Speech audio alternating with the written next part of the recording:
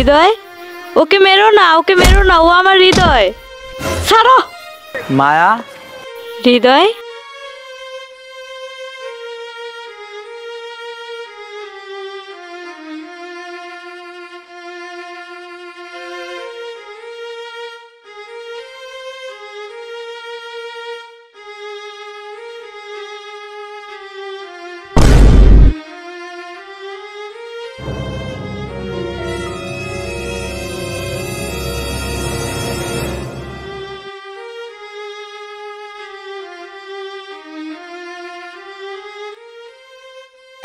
চাচা চাচা চাচা,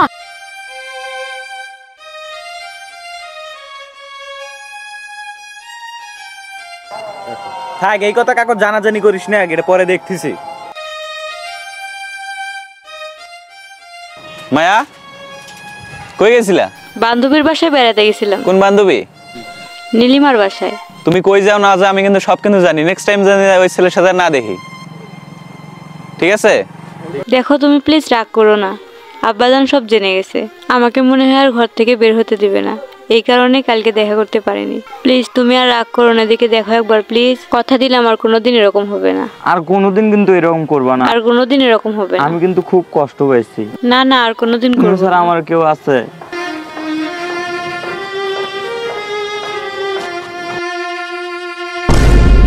আব্বাজান,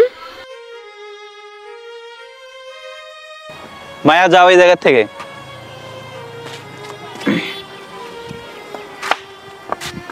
তোমার নাম কি? হৃদয়। বাসা কই? এই খালপাড়ের এদিকে। তোমার বাবার নাম কি? আকরাম। আকরাম, ওই যে রিক্সা চালাইছে? হ্যাঁ চাচা। তোমার মা? ও মেয়ের বাড়িতে কাজ করে? হ্যাঁ চাচা। আমাকে চেনো? হ্যাঁ চাচা। তুমি মায়াকে কতদিন ধরে চেনো? চাচা প্রাইমারি থেকে আমরা একসাথে পড়াশোনা করছি। তুমি জানো মায়া দিনে কত টাকা খরচ করে? না চাচা, আমার সাথে যখন থাকে তখন তো একটা আইসক্রিমই হয়ে যায়। তোমরা মাসে যে টাকা খরচ করো, ঠিক আছে, মায়া আমার সেই টাকা মনে করছে একদিনই উড়ে দেয়। আচ্ছা, আমি বুঝতে পারছি তোমরা ছোট মানুষ, ভুল করছো, ঠিক আছে? তুমি ঢাকায় যাও, ঢাকায় যা টাকা পয়সা ইনকাম করো, তুমি নিজে প্রতিষ্ঠিত হও। আমি মনে করো তোমাকে আমি নিজে হাতে তোমার হাতে তুলে দেবো, বিয়ে দেবো।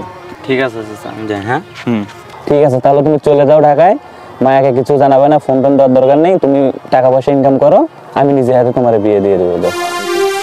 মায়া, এসব কি? দেখো হৃদয়, আব্বাজান আমার জোর করে বিয়ে দিয়ে দিছে।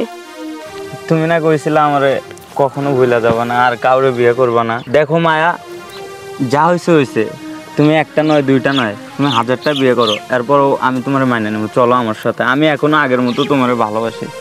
দেখো হৃদয়, আমাদের ভাগ্যে এটাই ছিল, তুমি এটাই মেনে নাও। আরে মায়া, এটা কোনোদিন ভাগ্য না। তুমি নিজে ইচ্ছে করে অন্য কাউরে বাচ্চা নিছো। তোমার বাবাও আমার লগে গেম খেলছে, তুমিও গেম খেলছো। তোমরা ইচ্ছা করে আরে প্রতিটা মোনাজাতে আমি তোমারে চাইছি।